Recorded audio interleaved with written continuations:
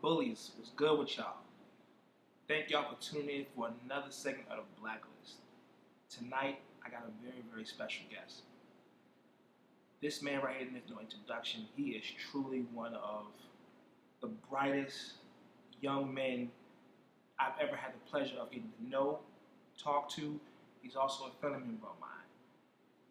Welcome, my friend, my brother, my cousin, Stat, Isaiah Robertson. What's good with you, guys? What's up, cousin? Appreciate you having me through.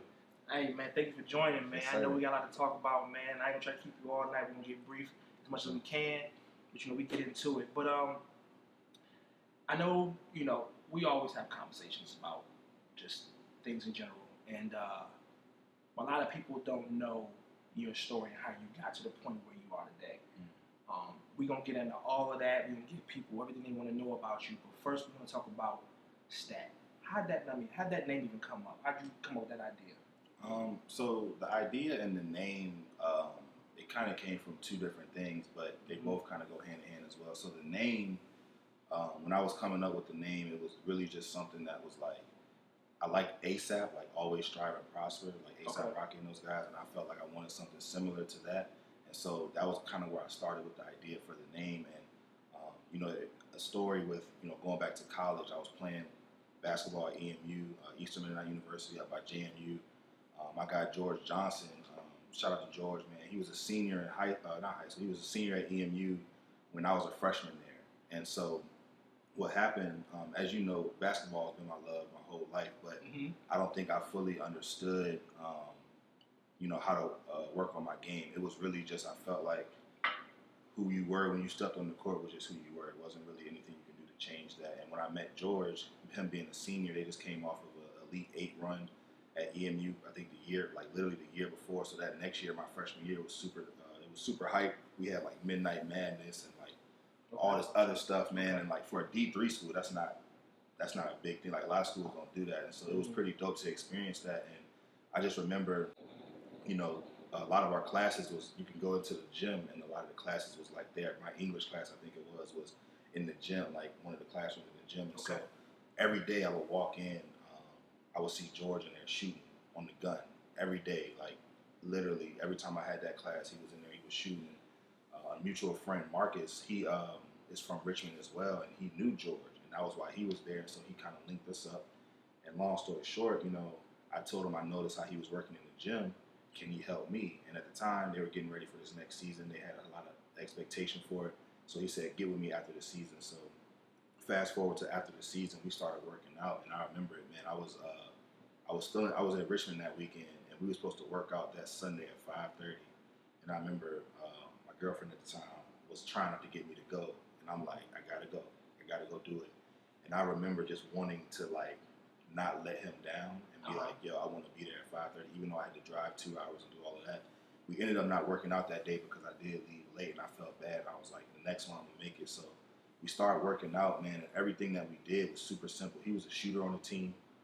Everything that he did was very simple, but his mindset towards his approach was like, hey, get your reps in, get consistent, make great habits. Because at the time we had like a JV squad, and I wouldn't work out until like the week of the game, and he saw that, right? And he's like, yo, this is because he told me at the beginning of the season, hey, wait till after, and we can start working. So during the season, we had like a couple like little JV games, and he would see me like work out the week of, like going hard, trying to get ready for the game.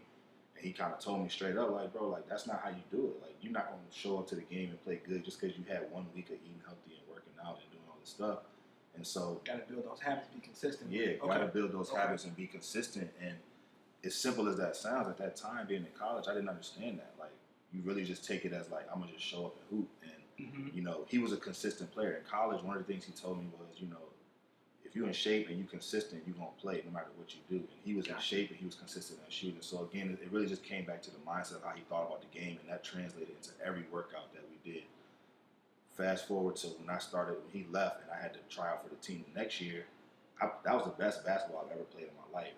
And I still didn't even get the opportunity that I wanted, and it kind of looked like it wasn't worth it. But like everything that I learned mentally from working out with him, I mean, it just translated into translated. Okay. You know what I mean? And so what he did for me was he didn't necessarily teach me something new about basketball, but he taught me how to think, and that was powerful for me. So with coming up with the name for Stat, I was just playing around with words. Like I said, always strive and prosper, and I was kind of repeating that to myself, and then it just kind of led to strive to achieve together because of what George did for me, because he took his story and the people who helped him get to where he was at up until the point where he met me, and he saw that I was willing to put the work in, and I wasn't always like, I didn't stand out, from my basketball career. Like, you had to see me play to be like, okay, I like him, but from face value, you might have been like, I don't know. And he just saw that I was willing to work. I showed up every day. I was at everywhere. I mean, I was to the point where I was skipping classes to make sure I was working out because I wanted it that bad, and he saw that. And so all of that kind of turned into me saying, you know what, I want to do that for other people, and Stat was kind of born from that. That's dope, man. You talk a lot about basketball just now, and just me watching you play, I always knew you were destined for great things. For me, it was like, okay, the first time I seen you play ball in the 8th grade, the one thing I always knew, I said, he's not the most athletic. He's not the best shooter. He's not the best defender. But he has always won at every level. He's never not achieved greatness at every level he's ever gotten to. Yeah. Was your mindset always to get into Stat, which is film production, or did you have aspirations of going to the league? And if you did, how did that translate? How did you take that and say, you know what, this dream is not either was this dream either over, or was this dream, I need to translate this dream into something else, or still reach that goal and still be able to accomplish the things I want to accomplish? How did you get to that point? Yeah, so man, it's crazy because like when I look back at my journey, man, like everything that happened with the basketball stuff, I put a lot of work in. Like I really was in the gym, and it also was I like to reflect a lot, and I had to be real with myself and say, you know what, like, yeah, if you would have had this 5-10 years ago, it'd be a different situation, but you have the mindset, and I let that coach kind of steal my dream from me, man, and that put me in a dark space. And so, you talking about college coach? Or? College coach. Okay. College coach. I just remember it'd be times, man, like I really wanted this shit, and George was the only even the players on the team, I remember walking into open gyms, and like the best player at the time then was like, I'm walking in with George, they showing him love, and then they hit me with some like, oh, why you with him? Like, he the weakest link type shit. And like, I think even just from, I remember the time when you came to my game when we was younger, and I didn't play bad, you know what I'm saying? It was a good game. I think we maybe still won. I don't know, but I just remember somebody was like talking shit to me or something. And I remember after that game, you told me like, yo, I'm never coming to any of your games if you let somebody do that to you. And I was like, I didn't play bad. Like, I don't know what you mean. He's like, it don't matter. Like, you're not going to let nobody do that to you. And you got to come back at them and let them know you're there. So after that, like, I had a chip on my shoulder, and I felt like I was always the underdog, even in this situation in college with George. Dudes calling me the weakest link. And at the time, like, that transition was hard. Like, I've had to work a job since I was 16. And so in the summertime, not only did I not understand the working out aspect, but I was working a job to pay my bills and be responsible. And so when I started learning what George told me, it was kind of like, damn, man, I really wish I knew this, but like, where do I go from here? And, after the coach, I remember him seeing me, he saw me in the cafeteria, and that was when like everybody knew I wasn't coming back to school. Like, I told all my roommates, and I let everybody know I wasn't coming back after my second year. I mean, coach never talked to me. I mean, every times we in the gym working out, he'd come in, stop our workout, talk to George, and wouldn't even acknowledge me. Did you have your mind made up when you did that, or was you kind of second guessing? Should I leave school? Should I? Yeah, I was really mentally not knowing what I wanted to do because I couldn't really come home. I thought about what people would think if I didn't finish school, but I knew college school dropout. I feel you. Because to be honest with you, my last semester of school, I was just there to get free food and live there for free. You know what I'm saying? I understand. I did that shit, man. Not to cut you off, but I did that shit like, well, you went to school, you left, and you went on to better things. Me, I tried school, 2 times? Like, I tried college twice before I even said, all right, I'm going to do it for the 3rd time. Because it ain't for everybody. So for you to say, you know what, I'm done, and it was tough. Move on, I know that was tough, man. It was tough, and honestly, not knowing what I was going to do, because the last 2 years of my life, I changed so much as a person and as a basketball player, but it went nowhere. And like I said, So the last 2 years of life, that the last time 2 in years, college. those 2 years in college, of Okay, me learning okay. how to play basketball the way George told me, I knew, I was like, it's still too late. Mm-hmm. And all I really wanted was that coach to give me a shot. And at the time, that was the only thing keeping me in school. But if I'm being honest, like, I won't tripping too much on it because the school was $40,000 a year, and I knew school wasn't for me. Like I said, I was to the point where I was living like I was in the NBA. Like, I wasn't going to no classes. My professors were seeing me in the cafeteria, and they're like, "Hey, we didn't see you in class today." And I'm like, "You probably not." Like, that's just what it is. You know what I'm saying? I'm here for the hoop. I'm trying to hoop. And I was working a job. You know my what I'm degree saying? is swimming pool management. Fuck you talking You know about. what I'm saying? So I'm in there playing Xbox when I'm not doing everything else. Right. I feel that. And I just remember having a conversation with my roommates and everybody that I wasn't coming back, and I saw the coach in the cafeteria, and he pulled me to the side and was like, "Hey man, I heard you was leaving," and I was like, "Yeah, what's up?" And he was like, "You know you can't do nothing without a degree." I just looked at him and I was just like, "Dang man, like." That's all you gotta say.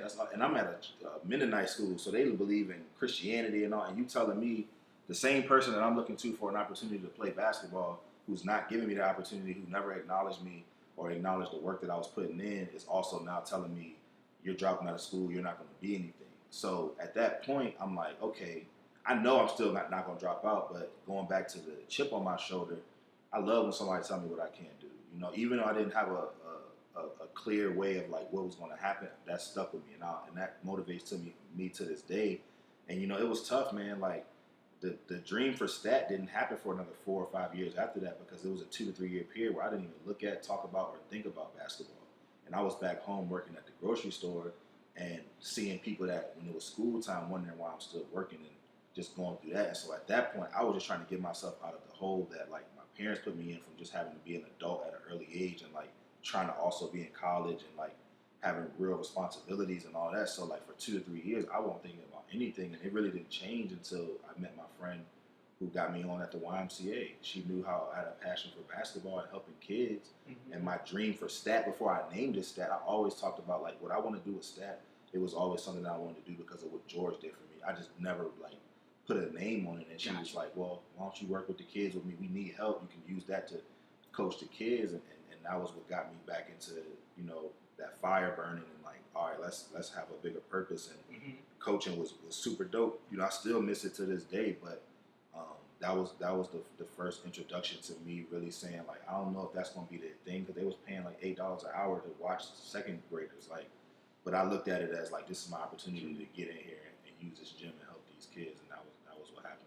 So how'd you get like, okay, so you said your parents, you know, you had to get a job, stuff like that. When did you?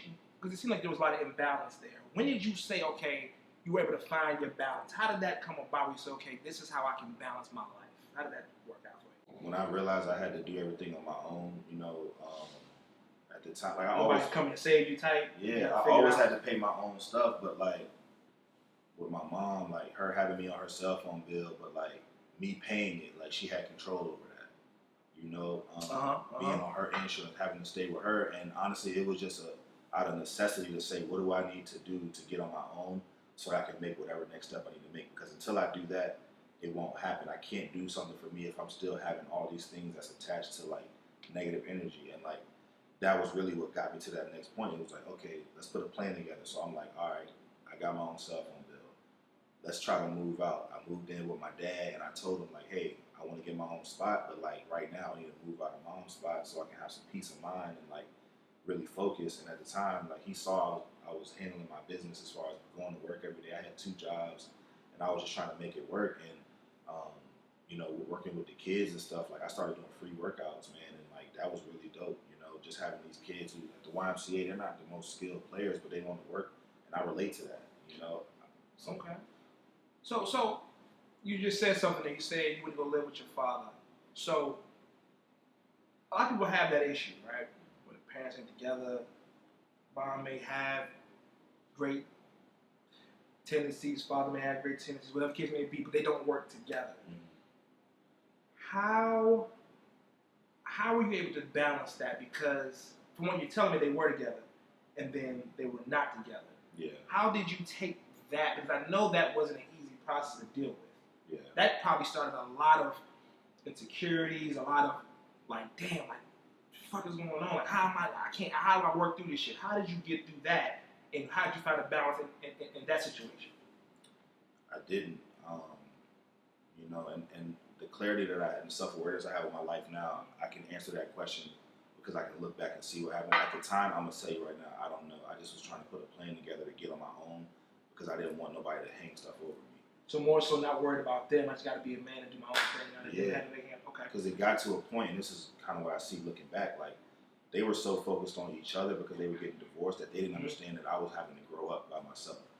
Graduating high school, them getting divorced, me going to college on my own and dealing with that, and then having them call me and talk about each other and all of that. And like, I remember my parents calling me, and I told my dad, like, yo, if you call me again and talk with my mom, like, I'm not answering the phone because y'all not understanding that, like, it ain't just y'all going through this either. And I had that same conversation with my mom, and she wasn't as accepting of it. And so at that point, I kind of put the cards on the table and said, this is what I'm doing. If y'all with it, y'all with it. If y'all not, it is what it is. But I got to do what's best for me, and that's really take care of my own stuff. So that it wasn't any balance. I mean, it was at that same time my finances were so messed up, and my parents weren't even trying to like help me. And I don't say that like they didn't do the right thing, but they always believed that like, okay, you're an adult now, like handle your stuff. I mean, I'm riding around with the gas light on 3 days out the week, like maxing out my credit card, just trying to get back and forth to work to not have no money still. And so when you talk about balance, it was just like that fucking emergency mode of like, bro, just you're not gonna give up, you know? Because then if you give up, everybody was right. You know what I'm saying? Yeah. So that was really where that balance came from. It was just like it wasn't a balance. The balance turned from like you can't go on what everybody else think you need to do because doing that got you here. So do what's best for you, and that was really powerful for me even to this day because I live my life that way. We all trying to figure it out, and like it really built a skill set for me to just say I can figure it out on my own, and I can think for myself. And I learned to think for myself. I can make that right call. I can make that right move, and I saw in those times getting out of that situation that really happened, and it really helped because it turned into a new respect from my dad. Like now we can have conversations. You know, at the time we have conversations where it was now man to man. It wasn't dad to son. You know, and so I saw that he could see that I was making those changes without him having to like tell me to do that. So it was just kind of like confirmation for me, even though it wasn't the best situation. Still, I made it work for me. I'm like, all right, just trust yourself more. Just keep going with what you think that you need to do. You know. Got you. That's a lot, man. Like I said, I've always seen you excel at basketball, and from what you're saying with your parents, is that the energy that helped you to kind of keep excelling at the time? Did you use that as fuel, or what did you use as fuel to say, oh, I can't quit? Was that the thing right there with the parents thing, or what did that desire, hunger, that burning for like more come from? I mean, just always feeling like, I don't know, man. Like I've always felt like people never really like, man. It go back to so many. I remember trying out for the basketball team in 8th grade, and you know how much I love basketball. My mom made me play basketball in 5th grade. We went undefeated. The first year I played basketball, I won the championship. So I said, this is what I'm going to do. But the politics in middle school at the time is like they pick 1 6th grader, 2 7th graders, the rest of them are 8th graders.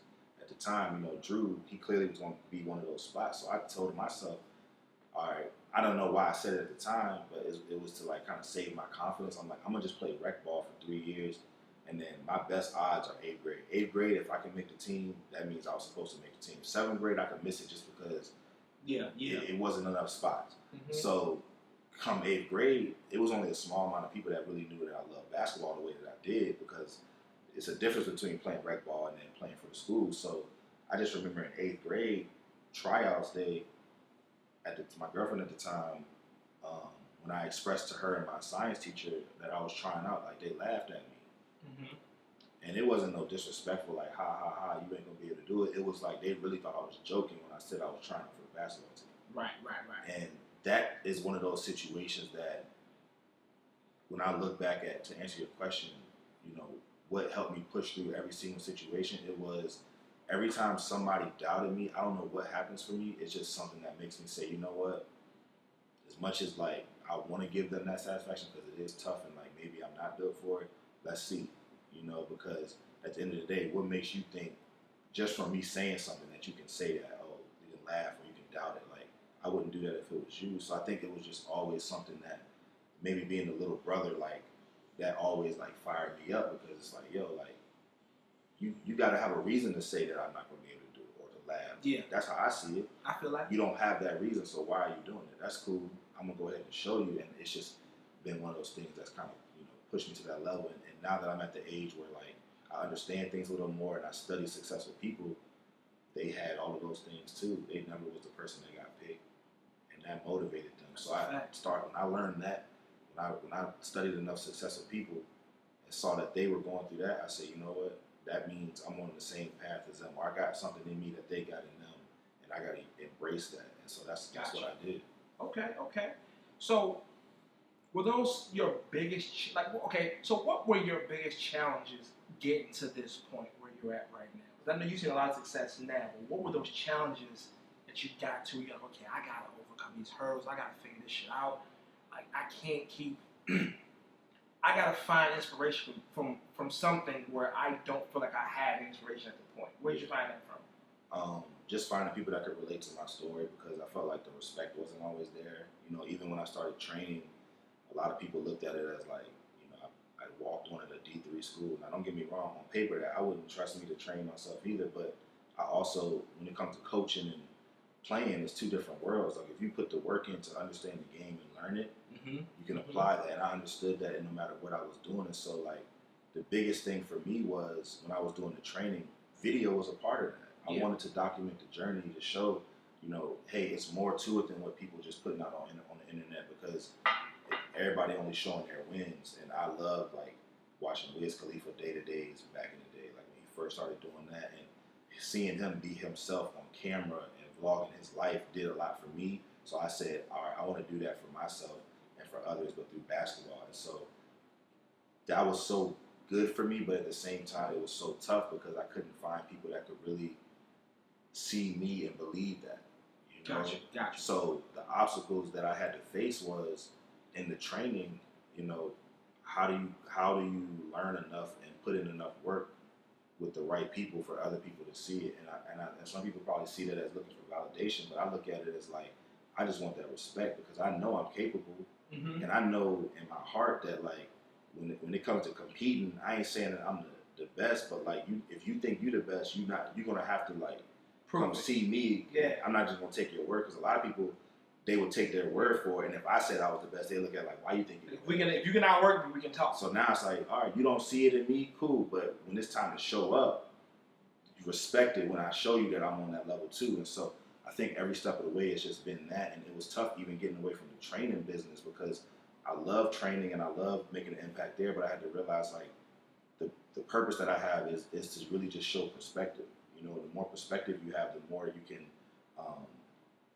learn and grow, regardless if you like it or not, whether you agree with it or not. Perspective is, like, this is what it is, and now that you understand it, you can move differently based on that. And when I understood that was what I was trying to do with the training and the videos and stuff, because I didn't want to make my training bad or my videos bad, because I was trying to do both. I said, let's just do the videos, and the name Stat is really what kept me going, because, like, strive to achieve together, man. As I continue to do more and more and more, and I talk to people about that vision and everything, it's like, that's really how I live my life, and it comes from what, like I said, what George did for me, and, like, every obstacle that I've ever faced, it's like, yo, this is just part of the story, because if I get through this, the person that's going to relate to me a year from now is going to benefit from what I learned from that, just because we're going to have a conversation that we can connect, and that's what Strive to Achieve Together means. So it always came back to that meaning, and, like, now I feel like people are growing the brand with me, because, like, we all share that. Like, anytime I talk to somebody and they have a brand, whatever their brand stands for, it means the same thing as Stat.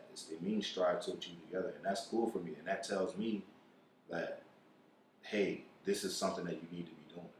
And the coolest part about it is, when you talk about obstacles and everything I've been through, every obstacle that I've ever had, when I look at today, all the way back to when I can remember anything from 5th grade, it's always been the person that I am. When you talk about Strive to Achieve Together, I've always been that person that was willing to, I was waiting for somebody to say, hey, man, let me show you how to work out. Let me show you how to do this. Let me show you how to do that.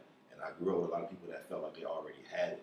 And And so all of the great things that's going on for me now, I realize I always had it, and that's building my confidence today. So now new obstacles, it don't make it easier, but now it's like, hey, this is just the next wave of stuff that I got to get through to get to that next spot for me.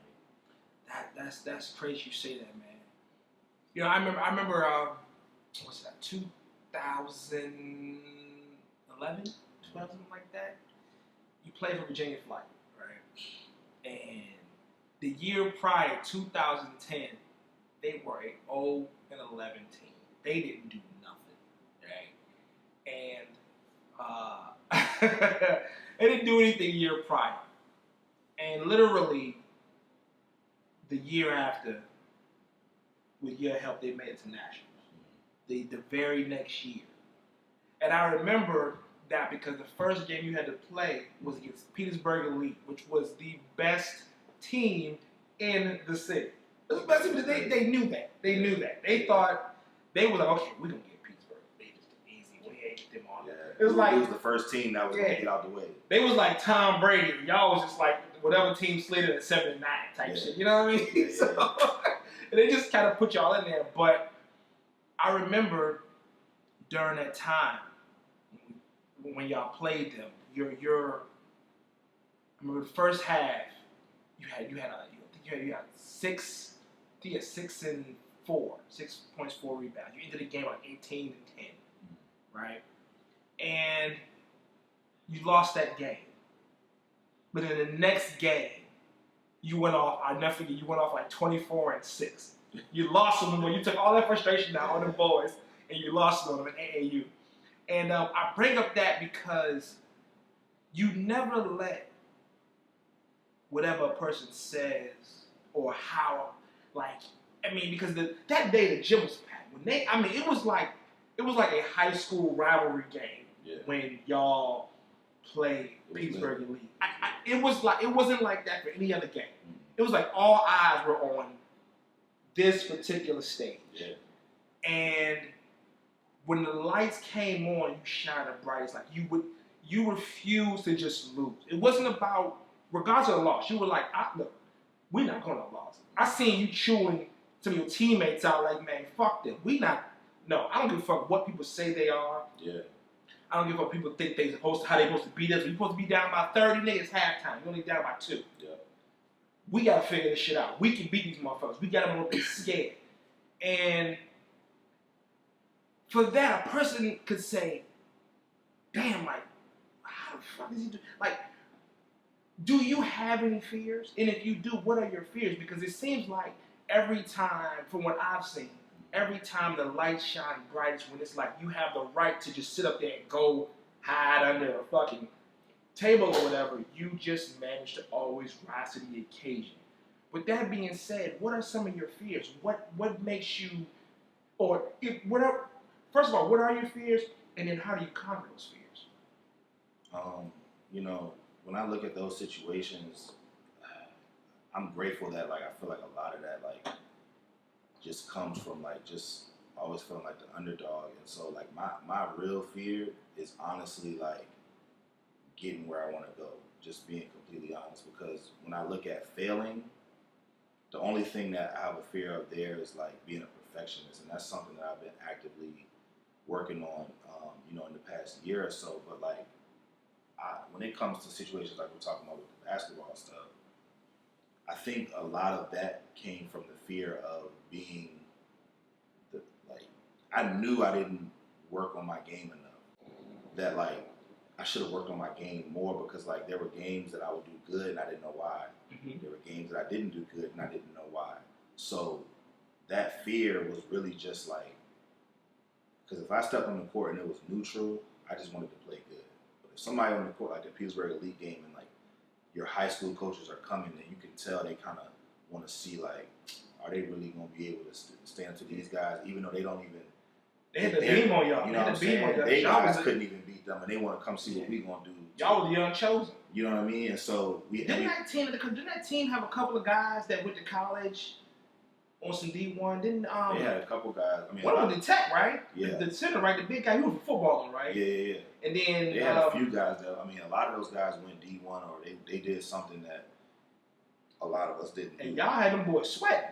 Yeah. Y'all had them boys sweating. They was clammy as a bitch in the hand on the palm. It was like real shit. And it was all because of heart, you know what I'm saying? Yeah, it so, was. like I said, was. that all fear heart. for me was somebody coming on the court, like a Petersburg elite, and my high school coaches who didn't believe in me and the guys that were running with us, to see like, yeah, I knew they weren't going to be able to do it. And so all of the stuff that I'm fearful of like, dang, I'm not the best shooter or the best ball handler, that goes out the window. I'm trying to do everything else to say, you know what, in spite of all that, we still came out there and did what we were supposed to do. And I think the difference between me and a lot of the guys that I played with was that they didn't have that. Like, that was what separated me, was like, I wasn't going to sit here and let somebody say you can't shoot and me be like, man, you right, bro. Like, nah, I'm going to keep trying to shoot to prove you wrong. Like, nah, bro. Because I'm going to come back at you and talk shit, and I'm going to go do something else. I'm going to get you off your game, and then I'm going to come back and score, because it's only a matter of time before I come back and do something. I don't know if it's going to be a layup, a shot. It can just be me screaming because my guy just dunked on your guy. Like, it is what it is, but you're going to be mad, and it was a mental game for me because I understood my skill level wasn't always there. So I think, you know, it just became one of those things that was a habit for it to kick in. But to answer your question, like, the fear that I really have is, like, when I see those times and I see how I've done things that I couldn't even believe, I'm like, yo, like, I really am capable of doing a lot more, but I'm such a perfectionist that I stop myself from that. So, like, that's really my biggest fear, is, like, doing what I really see and know that I can do at this point, you know? So it seems like what you're saying is, with your fears, you don't want nobody else to be right about their thought process about you. So Especially somebody say you fucking suck. Yeah. You're like, nah, I'm not gonna, you will not get that off. Especially when I know their thought process from them saying that is backed by nothing. Got you. Other than whatever they felt like. You can't be right, period. You know what I'm That's saying? my fear. I would not be right. Yeah, because I know it's, because if it was coming from you, that'd be different. But it's coming from people that they seen a 10% of something of me and they say, yeah, nah, we ain't. Oh, that's how you. It's like a motherfucker on social media just talking shit. You know what I mean? You ain't shit. You try to get in your head. They try to get in your head, and then you see all these other guys who get seconds and third chances, and you're like, well, why y'all ain't giving them the same? What about me that makes y'all say offer just one thing that he's not gonna do it? But you see all these guys that I know I'm better than, or know that I work harder than, and y'all let them slide on all these other things, and it's okay. So that's like, if you feel like you can see one thing and try to count me out, it's like, what? Because now I'm gonna prove you wrong, just like that coach. The same person who had the opportunity to give me what I wanted and saw how much I wanted to work, he took that away from me and said, you can't do nothing in life without a college degree. In 2021, I'll never forget that, because you had nothing to back that. You never, when we was in them gyms, you was stopping the workout and not acknowledging me. When you saw me, you ducked your head and act like you was doing something else. So how can you you don't know me enough to speak on that. But because you think that, now it's going to be like, all right, bro, I'm going to show you, because now you don't understand that. You done fucked up now, champ. Yeah. You done said some shit that ain't true. I got you. You said something that ain't true and it ain't backed by nothing. Because if I say something, it's going to always be backed by something. It's going to be backed by, okay, this is coming from, I see where that. I've seen it. I know that this is what's going to, this how it's going to before. Right, boom. It's going to always play out it's like gonna make sense. So yeah, that's really just, you know, people being right about the ignorance that comes out about what they think about me doing something. That's really like the biggest thing for me. I remember, so I remember this time, right? You play AAU, you played the Cap City Ballers. And there was this guy who played for LC Bird that came in the gym, and he thought he was on his cool shit. He dribbling, he doing all these things. He was actually dunking at the time. I remember he was on some. He looked like he was about 25. Yeah, he just knew that he was better than any of y'all on the team. And for some reason or another, he thought that calling you out was the way to go. Yeah. I told my boys with me, I said, he might get fucked up. He might get fucked up. I never forget it, because he was talking shit, and it's like, when he was talking shit, at first talking shit, you was just like, okay, all right, whatever. And then he just kept talking. I just seen, like, your eyes light up. Yeah. And your the gears start turning, like, this nigga think that this shit is sweet out here. Because he fucking 215 or whatever, and he played football, and And you was like, I will fucking check. Like, your pride kicked in. You was like, check up. Yeah. And he scored the first basket. He was talking, and after he scored the first basket, he got loud. And I seen a look in your eye like, I'm about to kill this nigga. He got to die now. Yeah. He got to die. Yeah. And you went on an 11-0 run to pummel this motherfucker.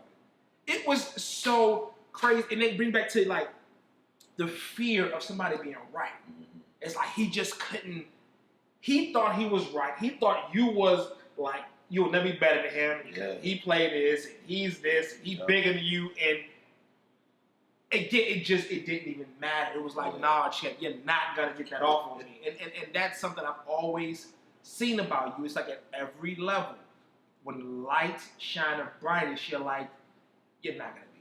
No, it's crazy because that situation, I'm very calculated and very observant. And, like, you know, I've always kept an eye on, like, the people who had the accolades back when I didn't have them, and how that made, like, I could see how that changed how people treat other people. And so I'm going to be real, coming into that day, because we was practicing over on, I think it was Belmead. Yep, it was on Belmead, yep. And those practices was super, like, this is before cameras and all that, so it wasn't nobody in the gym, but we was practicing. And Buddy was lucky. Buddy came in there, and I already knew who he was.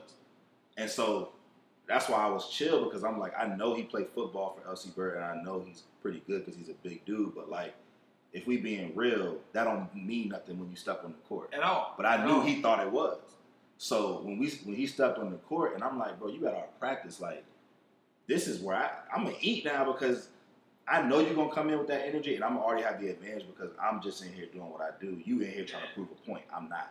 So when he made that first basket and he screamed, all I heard from that scream was he want to let people know that he that dude because he played football. I already saw it through that scream. Yeah. So I said, all right, that's cool. You hit 4, you dropped 4 straight without taking a dribble. I remember it. It was literally, I looked at, like, he screamed, and I was just like, I looked at him, I was like, oh, this dude, because it'd be cool if it was just some good runs, right? Yeah. But he wanted to come in there and be like, y'all he was trying to try out for the team, it seemed like. So I'm like, you want to scream on niggas? And act like we ain't shit. And he was a senior, right? And he was a senior. So I'm like, senior, why are you doing this? We some little niggas. You don't need to do all this. We 10th graders, homie. Come on, bro. So then when he screamed, I'm like, okay, he think he just coming in here and deboing shit how motherfuckers do. Because let's be real, like, Meadowbrook and LC Bird, like, it was really some ego shit where everybody, like, whoever had the most notoriety could literally walk into anywhere and feel like they could say and do whatever they wanted to. And I felt like that was what he felt like. Especially going to Bird and me being at Meadowbrook, he might have not knew that. The energy just was there. He didn't know enough about me, and he knew enough about what he did in football to try to come in there with an ego. And I don't come in with the ego. I ain't gonna lie. I thought I could have swore I seen, like, through, like, the glaze of your eyes, like, food go across on both ways. Yeah, because soon as I'm like, bro, it's like I saw food go. I'm like, bro, this nigga's a football player. He out here talking cash. But yeah, when he screamed and I looked at him, all I heard in my head was like, "Cuz that's all I need." I got to kill this nigga. I just remember coming down. Word. Hit the first one. We like went back and forth a little bit, but it's when I came, 1-1. It's 1-1. When I came back and hit that second one, I turned up on him and he started going crazy. He like, I'm 2-time All-State and blah, blah, blah, and all this. And I was like, that's when you hit 4 straight taking the dribble. He gave you the ball on some checkup shit, and you just caught that bitch whack. And he started talking about football, and I said, bro, that's how I know you some shit. If you come into here trying to stun on us on basketball, and now that I'm busting your ass, you want to talk football. And then when I said that, he want to try to talk about his football stuff again, and it just turned into this whole thing. Man, dude's been probably mad at me and trying to fight me forever just because my thing is this, is like, I told the coach that. You got to stand on it. I said, yo, hey, coach, Champ pissed off. Yeah, he said, what? I said, he's about to kill this dude, right? I seen it. He about to kill this dude. And I just see smack. Oh, shit, smack. Yeah, because my thing is this is like, I know for a fact if I came in with that energy, if it was the opposite, he would have came in there and tried to like downplay me. Like, who are you to try to do that? So my thing is this. I ain't mad at you if you come in because I like to talk shit too. Let's have good runs. But like I said, you clearly think you better than us. So because I saw that energy from the jump, because it's the thing.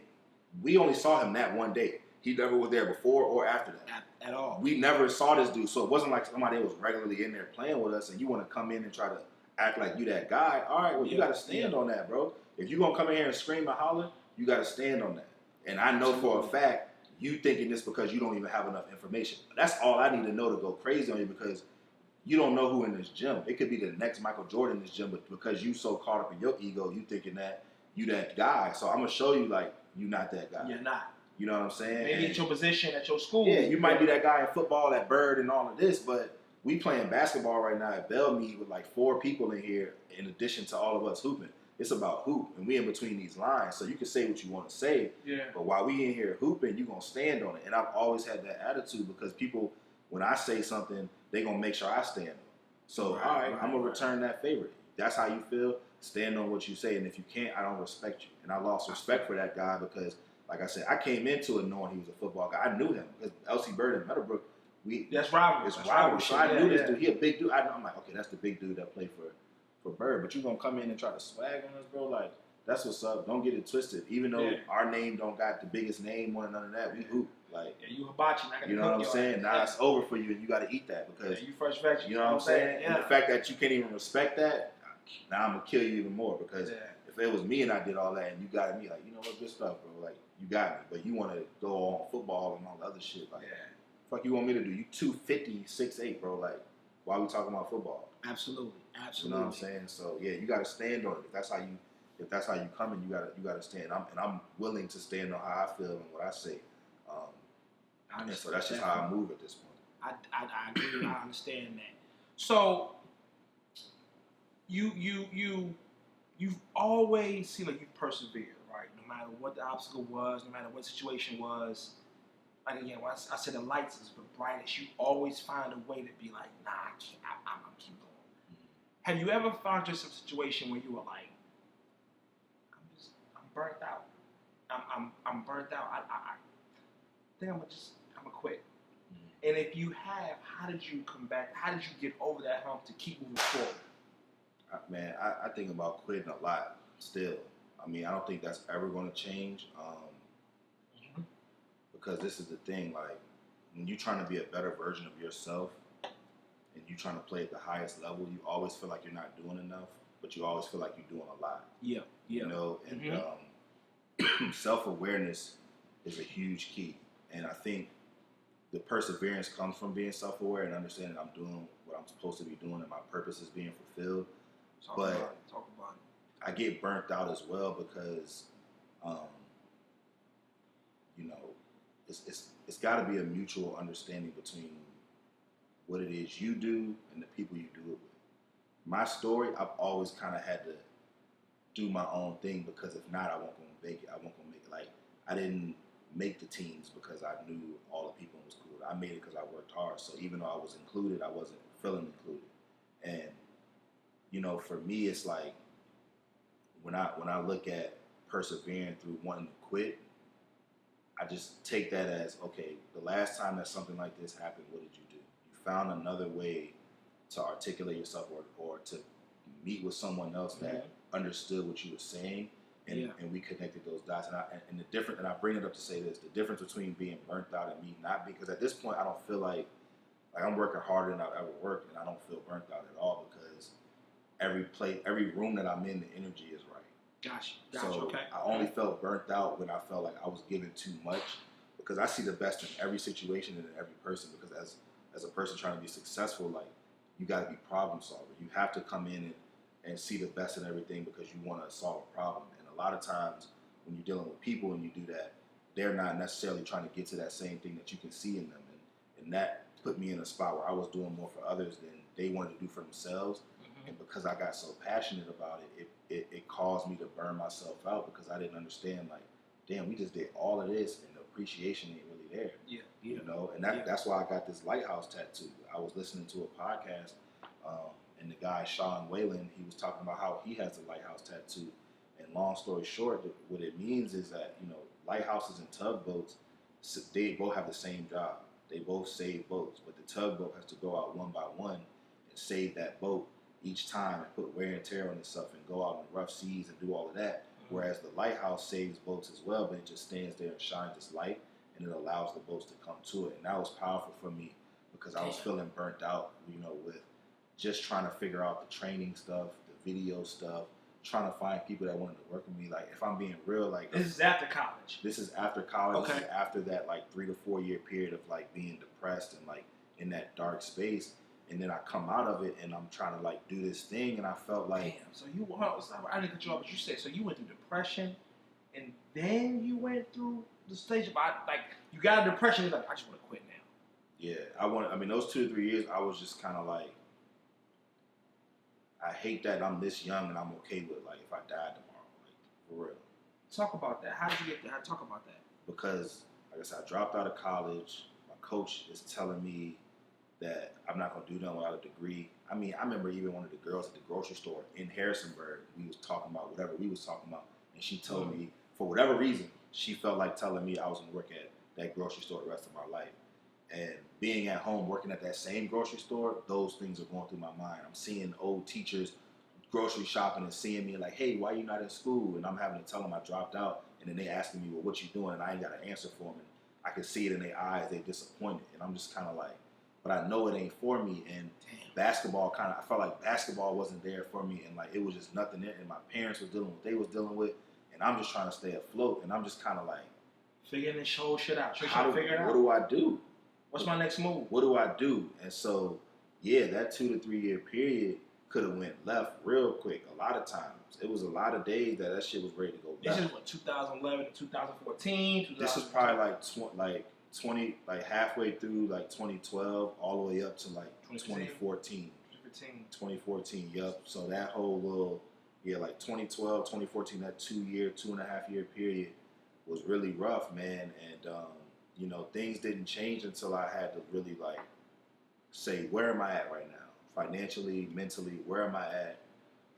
I started getting my relationship with God better and just praying and just listening to, I was listening to a lot of Joyce Meyer at the time and reading devotionals and stuff. And because at the same time, I was putting a lot of effort into trying to talk to girls, doing everything that all dudes do to waste time. Trying to talk to girls and all that dumb shit, bro, just to try to act like you're doing something with your life. And I'm just like, bro, this ain't it. And I can't keep doing this. And I really... They ain't the way, huh? Bro, they ain't. They will slow you down. If you a dude out here and you are not where you need to be in life, do not think about being with no girl. It's just what it is, because it's not even the girl that I'm talking about. It's the dude. We put so much pressure on ourselves to try to say we need a girl to do all this and do all that. That shit make you lazy. That shit make you procrastinate. That shit make you do all the shit that you know you don't need to be doing because it's out of comfort, And so I had to really spend bread you don't want to spend. Man, that bread doubled up. Used to make $15 stretch for a couple of days of eating. You know what I'm saying? Or a pizza, eat that for 2 days. You can't do that no more. You know what I'm saying? And then Caesars $5. Gone. Yeah. They eating 4 slices. No girl like Little Caesars, so you instantly can't even. Your pizza. You Papa John's in, they $21. You like, fam, I ain't got it. We could have got 2 pepperonis from Little C's and had a week long worth of food. What? That's 16 slices. Nigga, you get 8, I get 8, 2 weeks. You know what I mean? Being cold, throwing it up. And if you go to the right one, them niggas gonna hold you down and give you some free bread. Depending on where you at, where the sauce if you off Walgreens and you go to that joint, they gonna hold it down. Them niggas was out of the rail next to the Chinese spot. Niggas, that Little Caesars lit over that bitch. You know what I'm saying, man? I ain't gonna lie though. Give me 4 wings though. Dude tried to steal my money one time from that Walgreens joint. I gave him 20, right? And I gotta pull up inside the store. Bruh, because that one's so crazy. They don't even they don't even have a time that the inside closes. It just says when the sun go down. That's how bad that joint is. It is. Walgreens hood is a bitch. Right, it's like dust, but you can't come in the inside. So I pull up, I get my pizza, I get this dude a 20. Ain't no way you go to Little Caesars and spend 20 and only get back $2. There's no way. It ain't happening. It ain't, unless you got 10 kids, you ain't getting the $2 back off a dub. You gotta buy 4 pizzas, wings, breadsticks. There's no way. Extra sauce and cheese bread. Man. That should still make kind of Dude tried to keep my bread. I said, hold on, bro. I said, bro, I gave you a 20. He tried to cop a plea yeah, I'm high today, bro. No, you ain't. My money was sparking my fucking money, bro. You got this one. He really tried to steal my bread. But other than that, yeah, bro, it was That's crazy. Focusing on the girls, and all, I had to get off of that because you realize that you really only want those distractions to stop yourself from thinking about what you got to do for yourself. Absolutely. You know, and I had to really realize that, and like, it was powerful for me. I took the eyes off of myself and said, you know what, I am clearly not in control. Everybody telling me what they think I should be doing. I know that ain't it.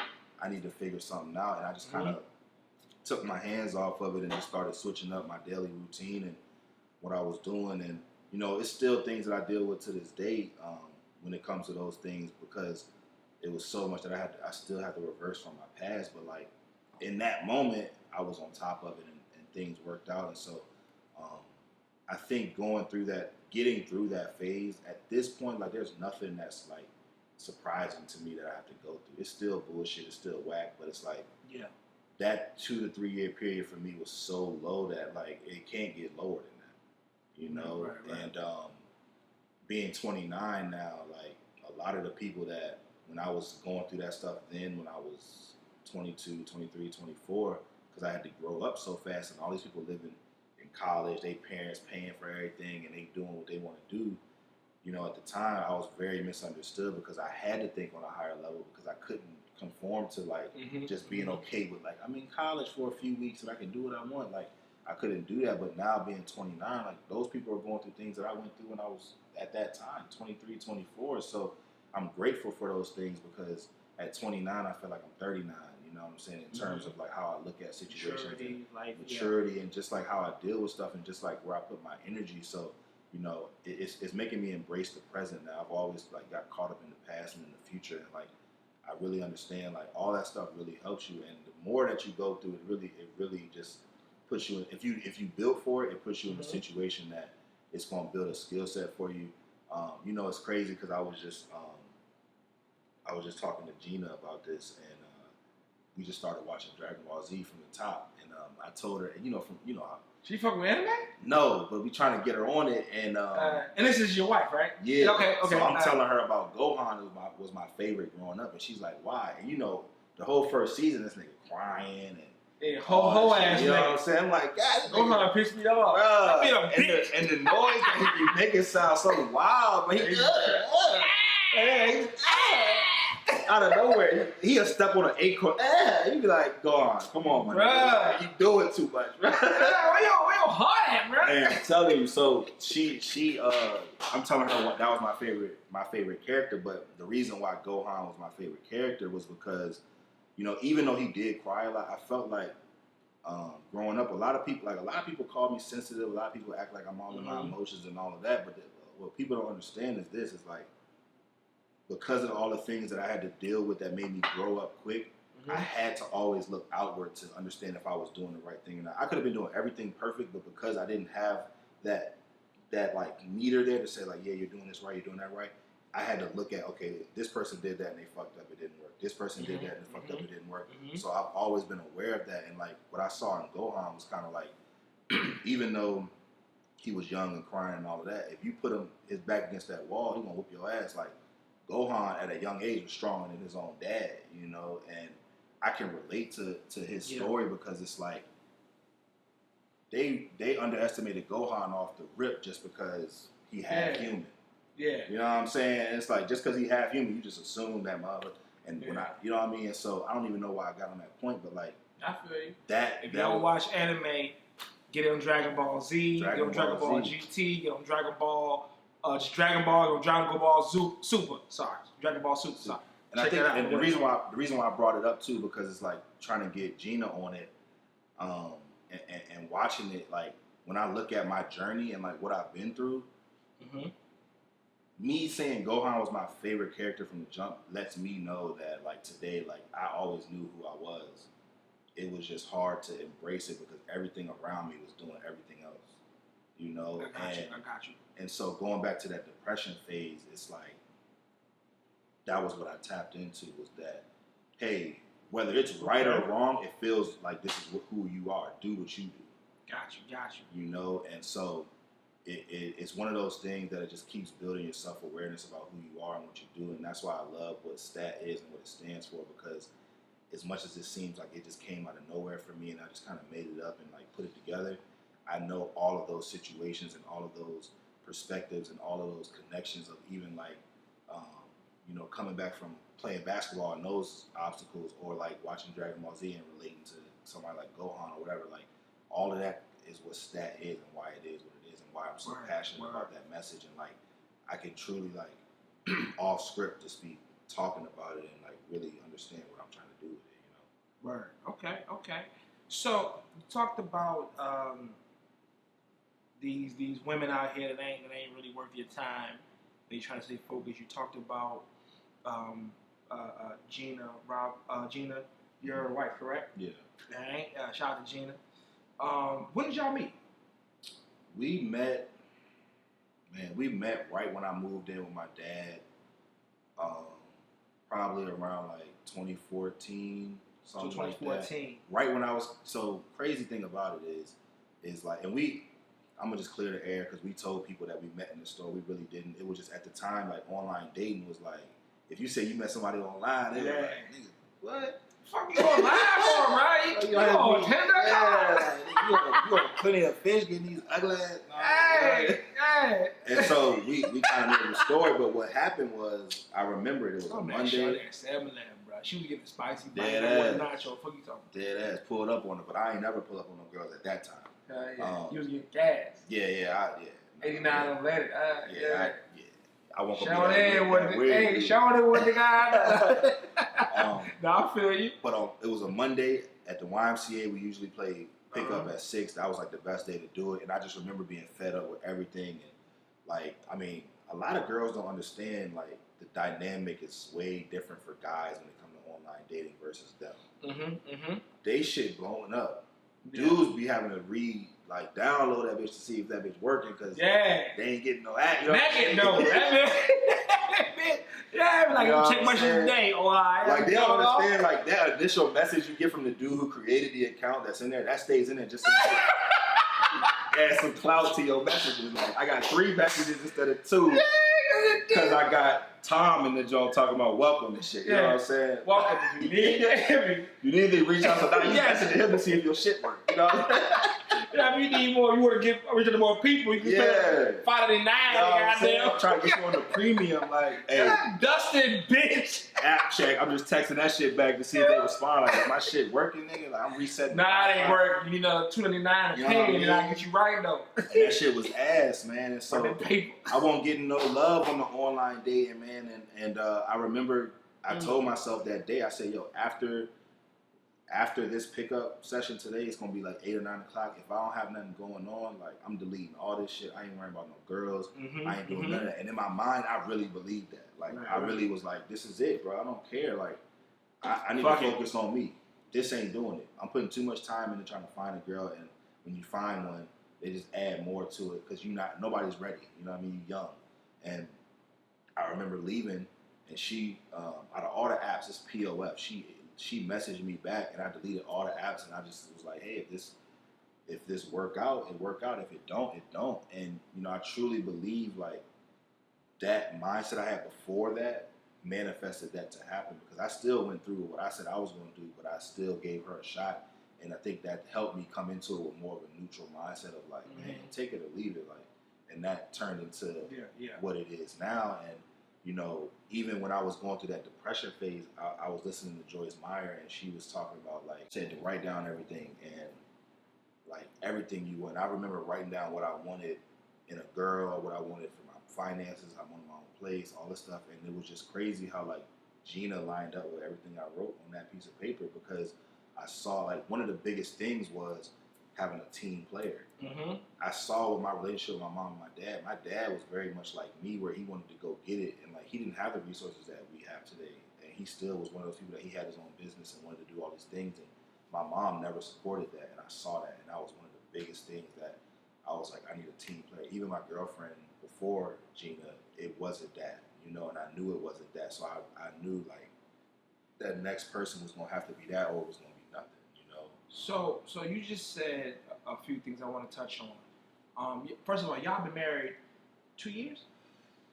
Yeah. 2 years. About to be 2 years, man. Congrats on that too. Talk to me about what having a good woman in your corner has been to your motivation and how you have been so successful, which we still haven't even got into yet. We got to get into all that. Yeah. But tell me what having that woman in your corner, that one woman that just got your back through it all, to push you even harder. Like, what has that meant for you in your career? Man, coming from having that, like, all the situations that I talk about where I kind of felt like alone and I had that chip on my shoulder, like, even if those situations panned out well, I always felt alone at the end of the day because I'm like, damn, I'm having to, like, prove myself to people, and it's like, if I ain't doing something for people, they ain't really there. Like, if I have a relationship, it's got to be a team player, and when she came around, you know, her hearing me be passionate and then, like, not pushing me off was, like, huge for me. You know, not telling you the job at McDonald's because you need a saying like, I love that, you should do that, and like seeing, like, you could tell, like, in her face, it's like, I know everybody can't do this, but it sounds like this is what you're supposed to be doing. And those days when you want to quit, that's when those kind of show, because there was many times in the beginning where I'm frustrated and I'm voicing that to her, and she's giving me a perspective that, like, I didn't even think about, where it's like, this is why you should keep going, you know. And not only that, she shows it with her actions, where it's like, if I got something going on or I'm trying to do something, she's giving me ideas, or she's showing up to the events and she's giving me feedback, and she's pushing me and saying, like, yo, that person just ain't understanding your vision, or that person just ain't right for you, or just whatever it was that I needed, she was there for that. And like, and that was so pivotal for me, and it made me understand I made the right choice, because having that team player, I can relate to that, man, because it's like we all have a role, and we live in a world now where people are so quick to say, like, I'm just worried about me. And, like, I get that. Don't get me wrong. I get it. You got to make sure you're straight. But at the end of the day, you can't make sure you're so straight that it's at the expense of helping people that need your help, that you don't even understand. Talk about it. You know what I mean? Like, because when you understand you have a higher purpose, you realize that everything that you do for yourself is also for other people. And so that has to radiate to everything that you're doing. And, you know, having her be that person for me, it really restored my faith in people, because I felt like I've always only had people that was around me because they was getting something from it. And it didn't always mean they was getting something like how rappers talk about it, like, oh, I'm paying for their hotel. Whether it was just me being somebody that they could hang out with when they was bored, or if it was just somebody who they knew had a car that could drive. It was all these little things that you could just kind of see in those times where it's like, if this wasn't attached to it, would they still be here? Would they still be holding it down? You know what I'm saying? And she didn't care about that. She was going to do that shit regardless, you know? And to this day, it pushes me. In ladies, y'all hear and shit? Yeah, no, for real. Like, the thing about it, man, is that, you know, you got to be a team player, because it's not a lot of guys that have drive and want to be better, you know? And the reality of it is this: there's a lot of women out here that look good, or, you know, can bring, from a tangible perspective, can bring some of the same stuff. So it's like, when you look at it like that, you realize when you're talking about a team player, if you can come into a situation where you see a guy and he's showing you that he can lead and do the things that a man should do, attaching yourself to that and helping him do that will far give you more satisfaction than doing it on your own, no matter what side you're on. You know, and I think for helping him become a better man is going to help. It's going to allow him to help you become a better woman. And it has to be that respect. And for guys too, like, if you a guy and you out here trying to look for a girl, and if you more focused on looking for a girl than you are finding your purpose and filling up your schedule with stuff you need to do, you doing it backwards, bro. Because now the only girls you're gonna meet are girls that got just as much time as you, and that means both of y'all not doing shit. So when y'all sitting around, nobody's pushing somebody to do something else. You know what I'm saying? Like, as a guy, I see a lot of guys, you know, growing up, even myself, like, you be like, man, if I just get a girl and da-da-da-da-da, and it's like, nah, bro, go out here and get on your purpose, because a girl gonna see that, she gonna attach herself to that, and then you're gonna get the girl you really want, and then now you're gonna do that. Like I said, for women, you need to go look for the guys that's exhibiting that. Don't just be out here going with the flow and just messing with dudes because you're bored, or you ain't got no dick for the night. Like, don't do that. You know what I'm saying? Like, really get on your shit and say, hey, what do I want out of life? And who do I want to do that with? That person has to have these things. If they have those things, you invest in that. I got chill bumps over. You know what I'm saying? saying? Talk about it. Yeah. Me bettering myself, don't get me wrong. I have a team player because I have tough conversations. Mm-hmm. You know what I'm saying? And she's willing to respect those conversations. She wouldn't have them with you. Man. Without how uncomfortable they are or how, you know, they may be like, oh, that's a little, I didn't want to go that route. Whether it may be, you know, over, whatever it may be, whether it be over man, woman, ethnicity, whatever it is, she's willing to have that conversation with you and stand by you through it all. Yeah, because when you a man and you trying to lead, it's about results. It ain't about how you feeling. It ain't about all that other shit. Yeah. What are we trying to accomplish? Yep. Because at the end of the day, it is what it is. It ain't, well, it's this, but I feel like it should be that. No. If men operate on that logic, we lose. So yeah, on that feeling shit. Yep. You know what I'm saying? So when I have that tough conversation, that really comes out because I'm not having that tough conversation because I want to be an asshole. It's because it's to help both of us. Absolutely. You know? And now, your respect for me has gone up, and now your willingness to want to be more of a team player is there because now you're like, yo, this guy is helping me. It's crazy because when I first met Gina, the job that she was working at was, she does what she does now as an esthetician, but she was working for someone else. And I remember when I first met her, I said, yo, you should be doing your own thing. She couldn't see it. She like, no, I'm not doing that. I love these guys. I'm loyal to them. Blah, blah, blah, blah. She's still an esthetician, right? She's still an esthetician, and guess what? She's doing her own thing. Shout out to Gina Robertson. If you need an esthetician, ladies, tap in. Tap in. She the best. Her name is known out here. I'm trying to tell you, Gina Robertson. Yo, I'm gonna be real. Like when I first met her and she told me what she did, because it was weird. Like I asked her, you know, in the beginning stage, you asked, what do you do? And she hit me with something like, I wax vaginas. I'm like, what? The hell she talking about? These white people crazy. Hey, don't disrespect. I'm the best in the city, baby. You know what I mean? So I did my research, and no bullshit. When I looked on Yelp and I looked at the business she worked for, all the reviews, like 80% of them was about her. People talking about how good she was, and I was like, and I told her she should do her own thing before I saw that. And when I saw that, I was like, yo, that's it. And the reason I bring that up is this: as a man,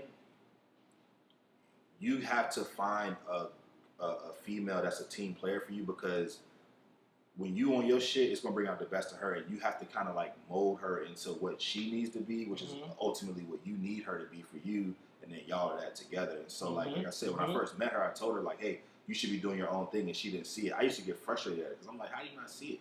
But that was before the lighthouse tattoo. Now that I have the lighthouse perspective, it turned into like it's just a matter of time. And today, 6 years later, she's doing her own thing and she's flourishing and she's wishing she did it earlier. And I don't say that to take credit. It's just, if I didn't make that decision to focus on me and what I needed, I wouldn't have been able to be self-aware enough to tell her about what I saw in her. And I don't think there was other guys that she dealt with that told her to do that, because she's been doing what she's doing for a long time.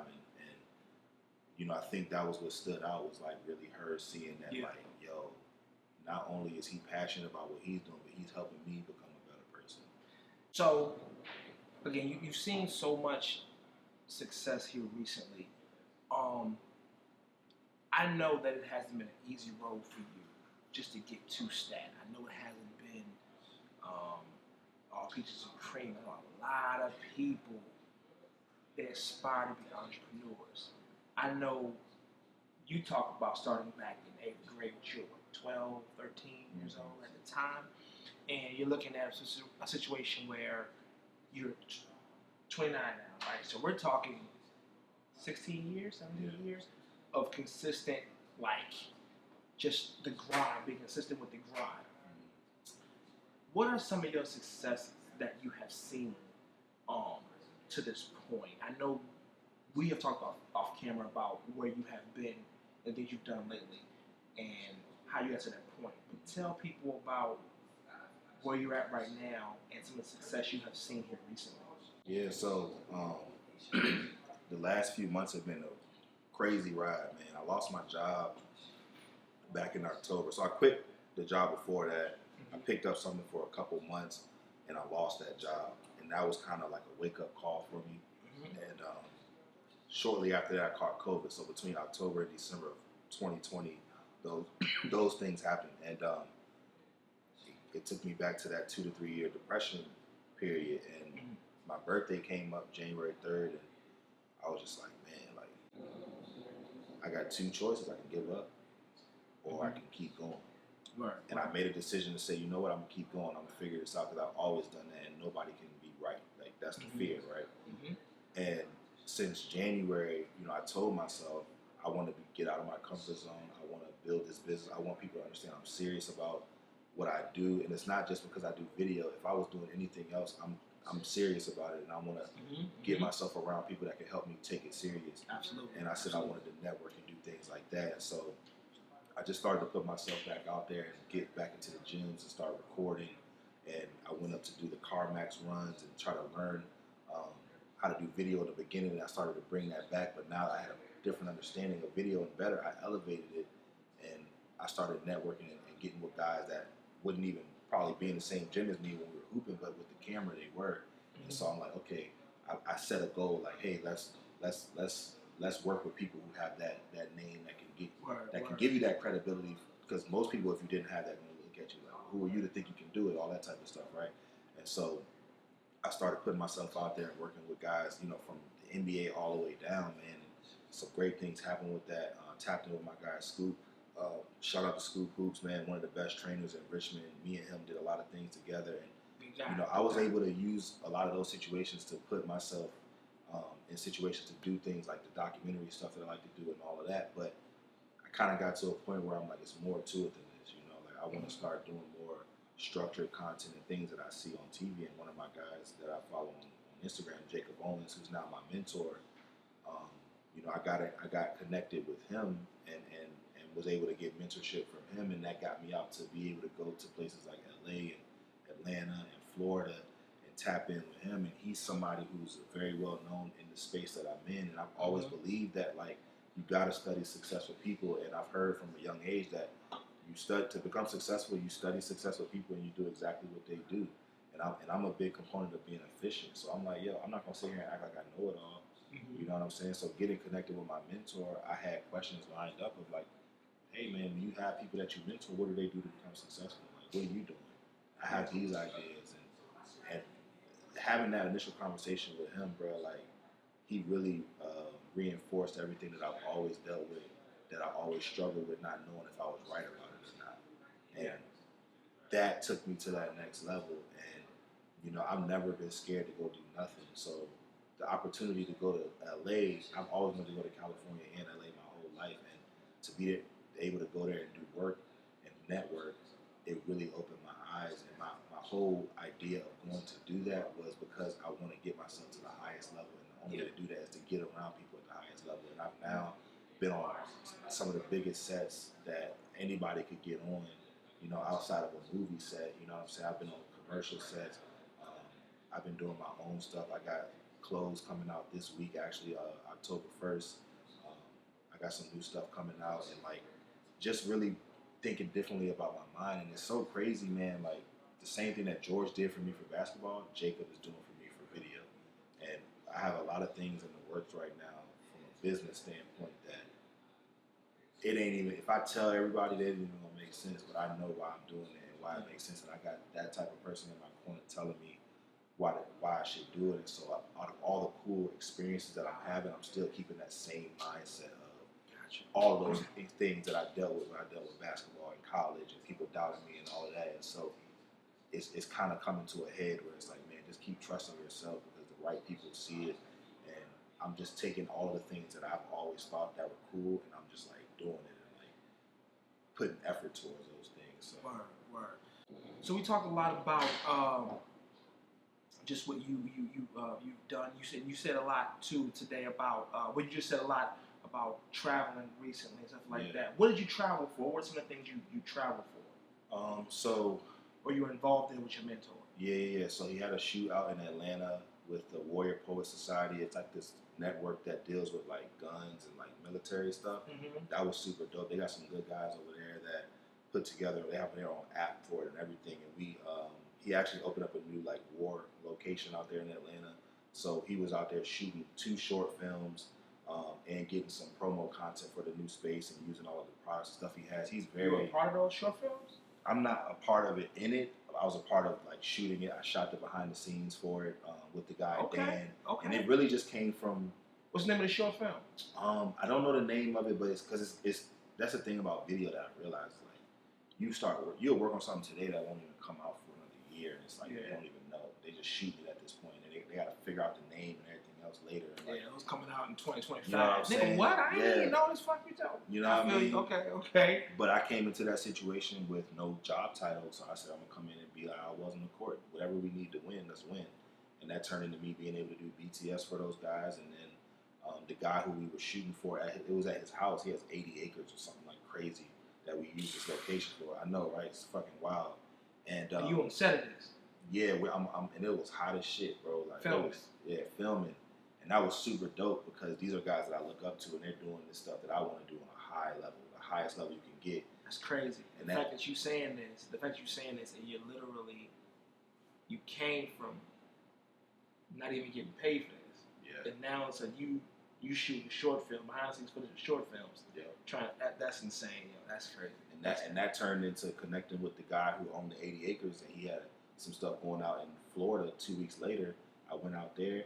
They basically had me as a camera operator, and I'm working on a $20,000 camera, shooting and learning a reality show, and then literally right after that, my flights get delayed for 2 days. I talked to my mentor about something non-related, and he's like, hey, I'm in LA, come out to LA on Wednesday. It's Monday. I get out to LA by Wednesday. We shoot a music video, and then everything. We shoot 2 music videos that week, and then it's just the same thing, rinse and repeat. I'm coming in there, hey, what do we need to do to win? And those guys like that. And then in the midst of that, I'm having those conversations that we're having right now, and I'm connecting with people. That's crazy. They're getting me to come back, and So your flight got delayed. He told you to come out to LA while you were stuck somewhere else. Your flight got delayed on the way home. You had to adjust and go out to LA. I was supposed to be gone for I was supposed to be gone for a week. That turned into 2 weeks because my flight got delayed twice, and because of that, they paid for all of my flights to get out to Florida. So if I would have made one of those flights to go to Richmond, I wouldn't be in LA. I'm not paying all that money to do that. So they seen the grind, they seen the work ethic, just the grind, and they said, you know what? Nah, come on out here. Yeah. And the thing about it is not even that they see it. When you get around people that are where you want to be, they don't look at how good you are at something. They look at, are you willing to do it? Are you willing to show up? And you could just kind of tell. Like I said, the first time I went to Atlanta, I hit him up. I hit my mentor up like, hey, what you got going on this week? And he's like, I'm going to Atlanta like tomorrow. Same thing happened when I'm in Florida and my flight is delayed 2 days, and I'm on FaceTime, and he's saying I'm going to be in LA Wednesday, and you could just hear it in his tone. You ain't got to come, but I'm going to see it if you're going to come. I'm good already. Yeah. Whether you Let's come see how bad you want it. Let's see how bad you I want don't need you. And it takes me back to all those situations where people say, he ain't going to do nothing. He ain't that good in basketball. He ain't this, he ain't that. I didn't take it as he was saying I won't gonna come, but I was taking it as if I don't come, he gonna be like, yeah, I knew he won't. You ain't coming. I already knew you wouldn't come. You sound like you serious, but you ain't coming. Then you pull up and it's like, oh. I pull up and I'm busting my ass, and I'm one of one when I'm in these rooms because it's not a lot of me in there. Absolutely. And I'm being myself in that situation. You're talking black, right? Black. Okay. And being open and being very like perspective, like. I'm in there sharing my perspective while outworking the same people that I work. And I don't mean outworking in the worst way, but like I'm trying to see how can I outwork you, because I can stand on what I'm talking about when you say, hey, he worked hard and he come in here and he has a different perspective, and I've made so many connections behind the scenes with just talking to these people about their dreams and their goals, and it's so cool for me because Strive to Achieve Together comes out in everything that I'm doing in front of the camera and behind the camera. And I don't know, man. It's just a blessing to be able to see that something that I created out of nothing is the way I live my life, and other people are like gravitating to that. And you said, I know we talked off camera before. You already told me. You said you lost, like you had to pay, like 3 bands. Yeah. Right. To get access to your own mentor, but God rewarded you for even doing it, and they paid you. They didn't even tell you they was gonna pay you. They didn't tell you nothing. When you got out there, they said, we're going to give you $600 a day for 6 days of work. Yeah. And that was 2 weeks after I fucking did all the other stuff. You know how to get that money back. I was just trying to make it work, and because I tried to make it work, it put me in that situation to say, yo, if you're gonna do all this, you can't just go in there and hope that they say, hey, he made it, let's give him something to do. Like, no, we not. Now the work start. We here. Let's do it.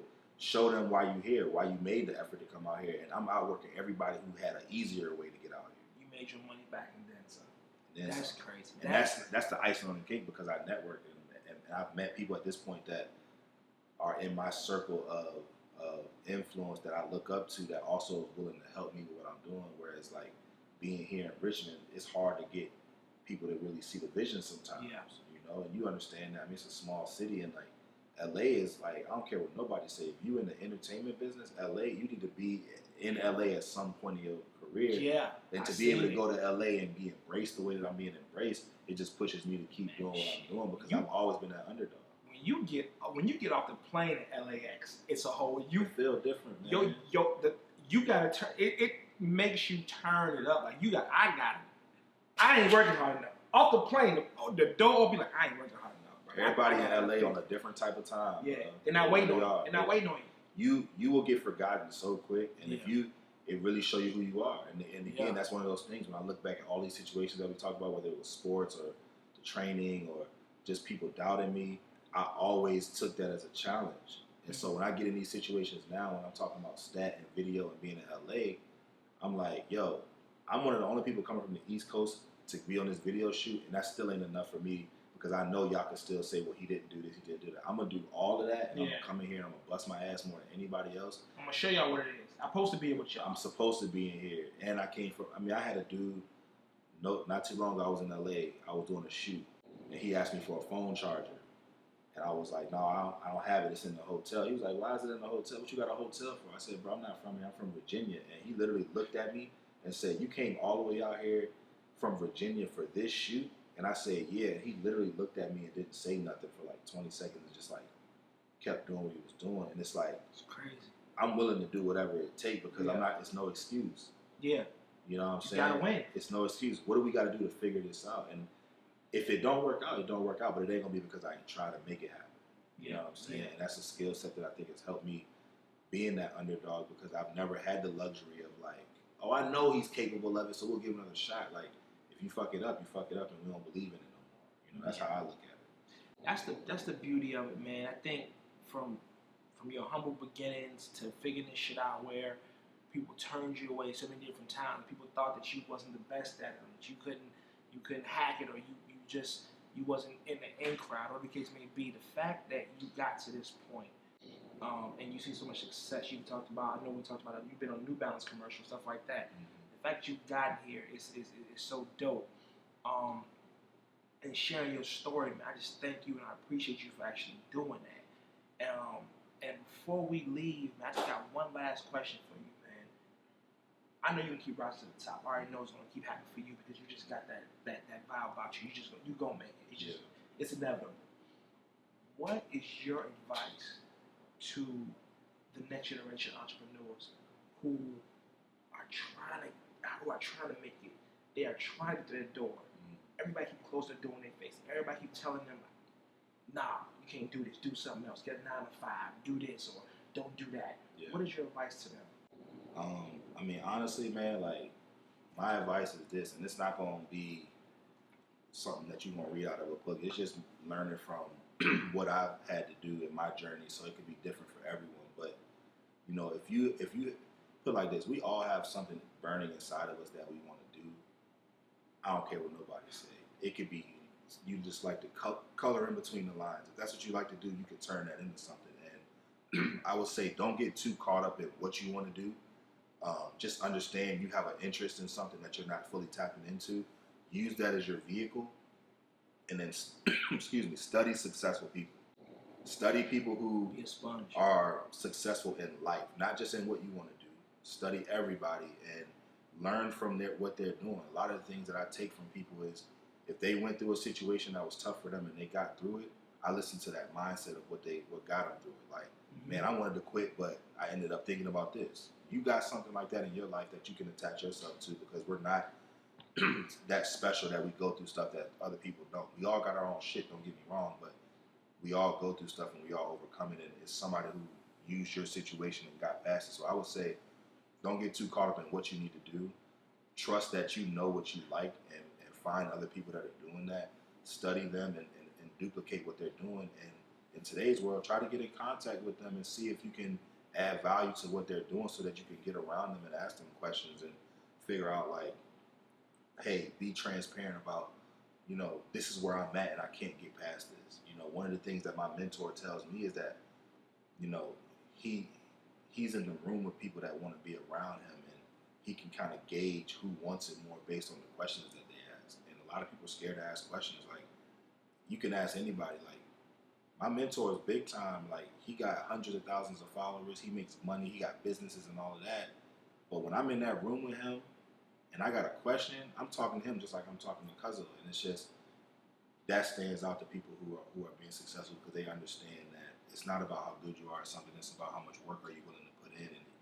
And Right. if you ask a lot of questions and you're very curious and you want to be eager to learn and be a student of everything, that is going to show those people that you're willing to do it, and then you just attach that to your dream, and eventually those people are going to say, you know what, let me help you do that. Let me help you get to that point, because I've been through this, and that's honest to God, like, why I'm where I'm at today and why I continue to want to strive to do more, because I'm just getting around people and I'm observing them and asking them those right questions and just showing them that I have an interest in getting somewhere in life and not being afraid of that, man. And just be a real person and approach the situation with your genuine concerns. But like I said, add value to those people. That's the biggest key. Add value to those people, because they're going to help add value back to you. Don't go into it thinking like, I want to get something from them.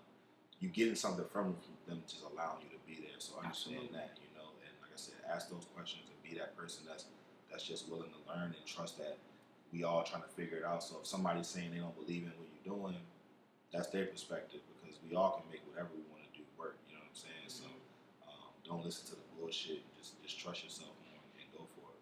Right. You know, man, thank you for that story. Thank you for everything. Ladies and gentlemen, Stat, I appreciate you. Sir. Cuz, love you, man. Love you too, man. Appreciate you having me on. This was dope. I'm excited to see what you guys do with this, you know, moving forward, because people need this, man. People need to see what's really behind the curtain when it comes to putting in the work. And I think this is something that's super dope, and I'm glad that I've been able to kind of touch on my story a little bit, because I know it can help, you know, other people just as much as it's helped me. You know what I mean? So I really appreciate it. Word. Tell them how they can find you at, man. Looking for any type of video work, behind the scenes work. Where can they find you? Yep. So Instagram, StatZay, StatZay. I also have Stat TV on YouTube and Instagram. You can click the link in my bio and you can tap in. The Stat TV platform is going to have a lot of different things as far as like documentary work, short film, just passion projects and things that I'm working on as a filmmaker. And then the StatZay profile is just my personal page where I post a lot of the things that I got going on. If I'm traveling to LA, working on things or whatever. Like I said, I got merch dropping October 1st. That will also be in my bio on Instagram as well. Sure. Yeah, for sure. New merch is fire. I wanted to give people something that they could wear, because a lot of people see my Stat shirt and they want to wear it and tap in. And it's something that allows me to wear my own stuff. But I wanted to offer that to other people. And I got some more exclusive stuff coming out in the future as well. So if y'all want to tap in with that, man, StatZay on Instagram and Stat TV on YouTube. Thank you, man. Appreciate it again, man. Love you much. Yeah, love you too. Thank y'all for tuning in. The Blacklist. Yes, sir. Catch y'all in the next one.